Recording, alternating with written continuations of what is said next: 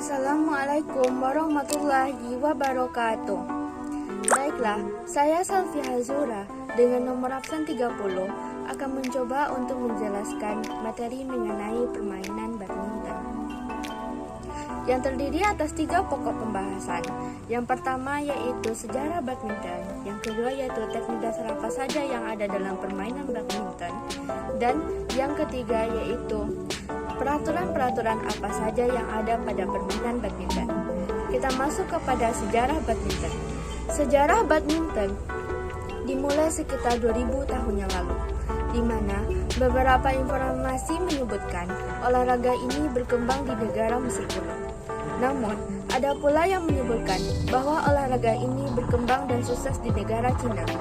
Bahkan, olahraga badminton ini dulunya dimainkan tanpa menggunakan raket, sehingga masyarakat keturunan nenek moyang Tionghoa memainkannya dengan kaki dan berusaha agar kok tidak sampai jatuh ke atas tanah. Di Cina, olahraga ini dulu dikenal dengan jianzi. Sejarah badminton memiliki cerita yang berbeda di negara Inggris. Di Inggris, permainan badminton ini dahulunya dimainkan dengan tongkat, bukan raket, untuk memukul kok. Tujuannya agar kok tidak jatuh ke atas permukaan tanah, maka kok harus selalu berada di udara. Permainan badminton ini dikenal dengan nama Battledores. Permainan Battledores ini kemudian dikembangkan ke negara lainnya, termasuk Cina, yang sudah terlebih dahulu mengenal olahraga ini meski tanpa menggunakan alat untuk memukul. Kemudian, olahraga ini menjadi favorit anak-anak di Asia. Akhirnya, perkembangan olahraga badminton ini semakin menunjukkan ke arah yang lebih baik. Hingga pada akhir abad ke-19, seorang tentara Inggris menambahkan hal baru dalam permainan dengan sebuah jaring sebagai pembatas daerah lawan, sehingga permainan ini dimainkan berhadapan dan bersaingan. Kemudian, dibawa kembali ke Inggris dan diberi nama Badminton Battledores. Tidak lama kemudian, dibentuk sebuah asosiasi olahraga badminton pada tahun 1893. Debut pertamanya adalah dengan kejuaraan internasional yang dikenal dengan All England. Pada tahun 1934, didirikan federasi yang dinamakan IBF atau International Badminton Federation. Beberapa negara pelopor pendiri IBF ini adalah Skotlandia, Wales, Denmark, Kanada, Selandia Baru, Prancis, Irlandia, dan Inggris. Dari tahun ke tahun, anggota IBF semakin bertambah hingga pada tahun 2006 namanya diganti dengan DYF atau Badminton World Federation.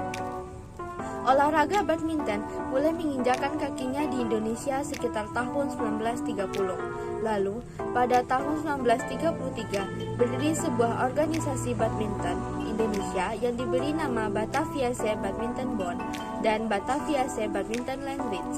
Keduanya kemudian bergabung menjadi satu organisasi badminton yang sangat solid. Pada tahun 1934, Indonesia menyelenggarakan sejumlah kejuaraan badminton di Pulau Jawa, yang mana kebanyakan berpusat di kota Bandung, Jawa Barat. Dengan adanya kejuaraan badminton, menandakan bahwa masyarakat Indonesia pada saat itu cukup senang dengan kehadiran badminton. Perkembangan badminton yang semakin pesat menginisiasi berdirinya Organisasi Persatuan Bulu Tangkis Seluruh Indonesia atau PBSI pada tahun 1951. Organisasi ini berfungsi untuk menaungi olahraga badminton. Setelah PBSI berdiri, kongres pertama mulai digelar untuk mendiskusikan aturan dan juga tujuan olahraga badminton di Indonesia. Berikutnya, badminton mulai bersinar di Indonesia. Bahkan, beberapa atletnya sukses mengharumkan nama bangsa di kancah internasional. Di antaranya yaitu Rudy Hartono, Tan Jun Ho, Lim Swee King, Christian Hadinata, Susi Susanti, Alan Budi Kusuma, dan Taufik Hidayat. Tidak hanya itu, sampai saat ini pun masih ada beberapa nama yang sudah mengharumkan nama Indonesia dalam olahraga badminton. Baiklah, kita masuk ke teknik-teknik apa saja yang terdapat dalam permainan badminton. Yang pertama yaitu cara memegang raket. Cara memegang raket terdiri atas 4 cara. Yang pertama yaitu forehand grip. Forehand grip adalah raket yang berada pada posisi miring. Pada bagian raket akan dipedang dengan menggunakan ibu jari dan juga jari telunjuk. Akan terlihat seperti tangan menyepat. posisi dari pegangan tersebut tidak boleh untuk berubah-ubah, sehingga diusahakan bentuk dari pegangan itu sendiri selalu menyerupai seperti menjadi huruf V, sehingga pukulan yang dihasilkan akan menjadi kuat. Kedua, backhand grip. Backhand grip adalah cara yang mirip dengan forehand, akan tetapi posisi dari pegangan akan sedikit lebih masuk ke dalam. Pada pegangan tangan, sebuah bentuk raket yang terbilang lebar, kemudian akan menggunakan kekuatan pada pergelangan tangan untuk melakukan kegiatan latihan pukulan baik ke arah dari kanan maupun kiri, serta belakang dan depan. Ketiga, American grip. American grip pada ibu jari dan juga jari telunjuk akan menyentuh pada bagian pergelangan raket. Pada penggunaan ini juga terbilang cocok pada gerakan untuk melakukan smash. Keempat, combination grip. Combination grip, teknik ini digunakan untuk kombinasi dari gerakan yang berada pada pukulan sebelumnya, seperti forehand grip dan backhand grip, sehingga akan mengambil keputusan yang cepat. Teknik dasar yang kedua yaitu pukulan lob. Pukulan lob adalah jenis pukulan yang membuat shuttlecock melambung tinggi ke atas kepala dan jauh di area belakang lawan. Bagi pemula, pukulan lob adalah pukulan pertama yang dilatih. Ciri khas pukulan lob dalam permainan bulu tangkis adalah hasil pukulan melambung tinggi dan jatuh di dekat garis belakang lawan. Ketiga, service. Service dalam badminton adalah pukulan dengan raket yang menebarkan shuttlecock atau kok ke bidang lapangan lain secara diagonal. Dalam olahraga badminton, servis dapat dilakukan dengan dua metode dasar, yaitu servis pendek dan panjang. Keempat, pukulan net atau teknik netting. Pukulan net adalah pukulan yang dilakukan tepat di depan net. Biasanya dalam permainan badminton, pukulan netting adalah pukulan yang jatuhnya shuttlecock di wilayah lawan dengan jarak sedekat mungkin dengan posisi net. Berikutnya yaitu smash. Smash adalah pukulan yang dilakukan dengan tenaga penuh, sehingga shuttlecock meluncur tajam ke arah area lawan. Jenis pukulan ini menjadi salah satu teknik yang paling dikenal dalam badminton, karena memiliki tujuan utama untuk mengarahkan kok ke arah area permainan lawan guna mencetak angka. Yang terakhir yaitu drop shot. Drop shot adalah pukulan smash yang menggunakan tenaga pelan atau dorongan halus. Pukulan ini mengarahkan kok ke area depan net lawan. Drop shot sering dipakai untuk mengecoh pemain lawan. Baiklah, kita masuk ke peraturan-peraturan apa saja yang terdapat dalam permainan badminton ini. Yang pertama yaitu jumlah pemain. Jumlah pemain yang ada di dalam permainan badminton dapat dibedakan menjadi 3, yaitu 1. Tunggal, 1 lawan 1 dan bisa dimainkan oleh putra ataupun putri. Kedua, ganda, 1 tim terdiri dari 2 orang dan bisa dimainkan putra atau putri. Ketiga, ganda campuran, 1 tim terdiri dari 2 orang, 1 putra dan 1 putri.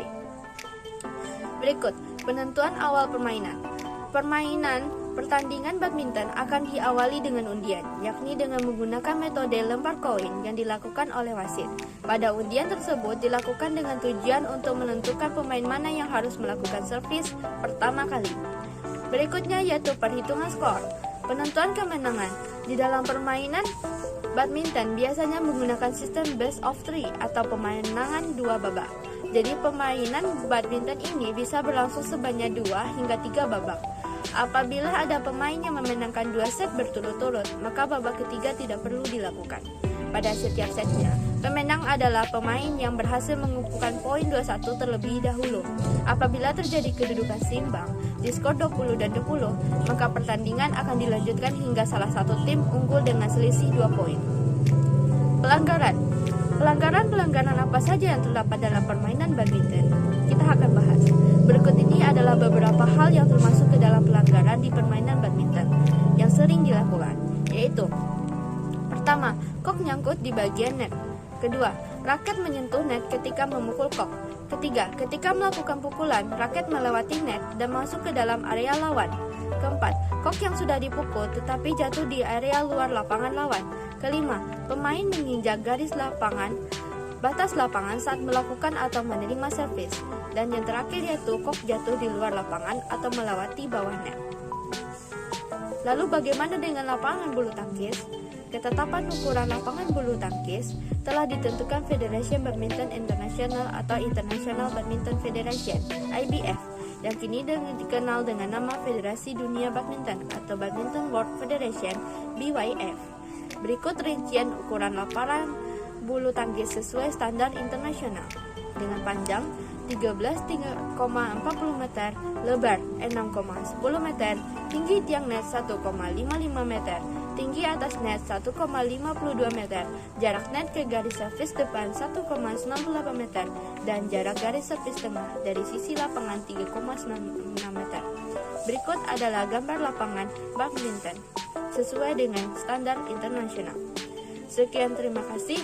Itulah beberapa pembahasan mengenai materi badminton. Semoga bermanfaat. Assalamualaikum warahmatullahi wabarakatuh.